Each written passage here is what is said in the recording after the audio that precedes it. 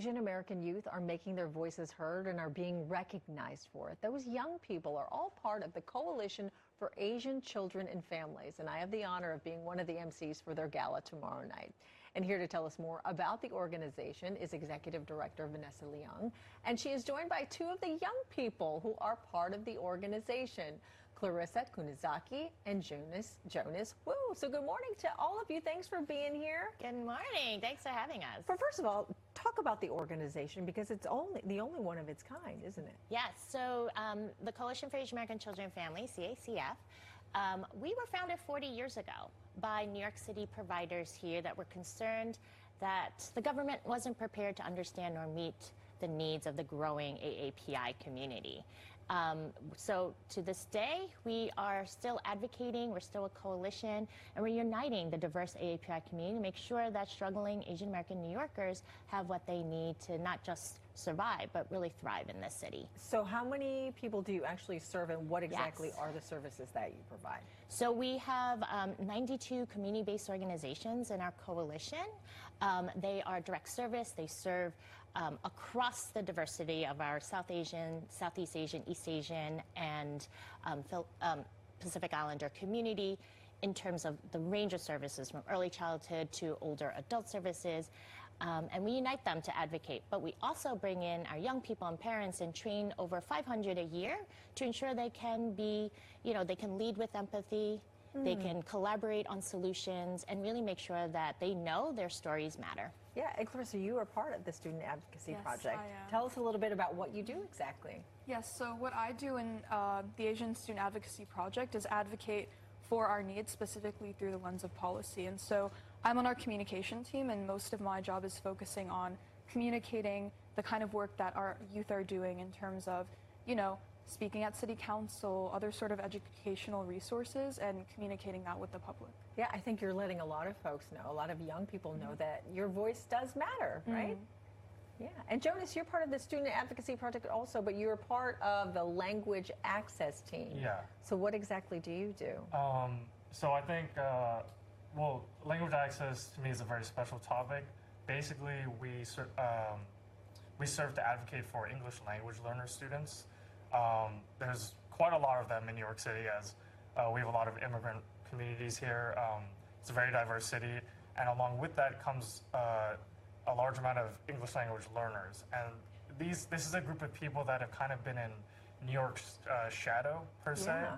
And our team just serves to advocate for their issues and their needs, because currently a lot of them are not really being met. And yeah. Yeah, well, it's important, again, to get the young people's voices heard. Yes. Now, you crisscrossed the state. Yeah. Did you not, trying to find out what it is that the Asian American communities need? What are some of the most dire needs for folks? Yeah, so, as our AAPI community has grown throughout the state, it's been really an honor for me to hear from other AAPI community leaders. And so it's, the struggles are similar. What we're seeing, communities are struggling with language access. They're struggling with a lack of services that are really culturally responsive to their needs. And they're really struggling with, the cuts to public benefits and safety net services. And I think part of that is what we hope to do is create a shared statewide AAPI policy agenda that really comes together with solutions that can help ensure that our state government is prepared to meet the growing needs of our community across the state. And next year is a big gubernatorial election year. And so it's important for us to make sure that the candidates understand the diversity of our community, the needs of our community, and hold them accountable to kind of working with us to have solutions that are actually going to address those issues. So how can folks get involved then with your organization if they want to be part of it? Yeah, I mean, we are always looking for young people. They can attend our conference, our youth-led conference in the summer. They can also, as parents, be involved in some of those trainings. But we're always looking for supporters and donors to come through and support our work, and they can visit us on our website. Yeah.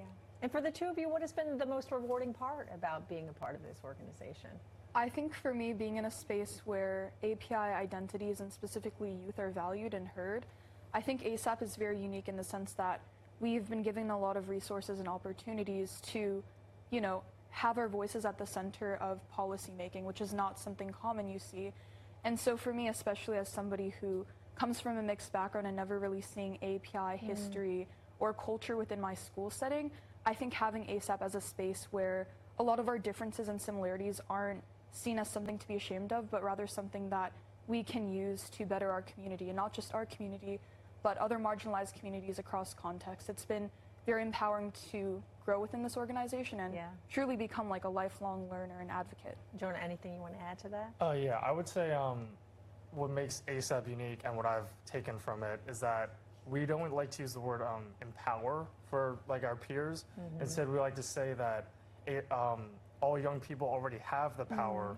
We just need to be taught sort of how to use it and how to bring it out. And I think ASAP really does a good job of teaching us how to use it at every level in the city and in the world with each other in order to advocate for ourselves and others. Wow. Well, listening to the two of you speak, I feel like I think you'll agree that our future is in good hands. Thanks so much for being here this morning. Looking forward to seeing all of you at the gala tomorrow. And tickets are still available for tomorrow night's Catalyst for Change Awards Gala.